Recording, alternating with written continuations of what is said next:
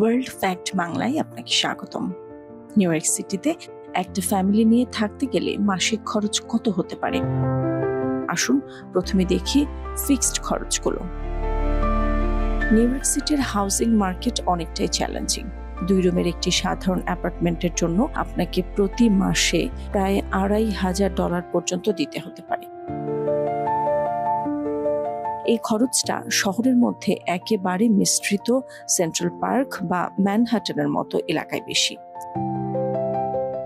আর queen's বা ব্রক্সে তুলনামূলকভাবে কম। আপনি যদি আপনার পরিবারকে ভালোভাবে খাওয়াতে চান তাহলে আপনাকে প্রতি মাসে প্রায় $800 থেকে $1,000 খরচ করতে হতে পারে। নিউ ইয়র্ক শহরে সস্তা খাবারের দোকান কম, কিন্তু আপনার পরিবারকে পুষ্টিকর খাবার দিতে হলে এই খরচটা থাকা প্রয়োজন।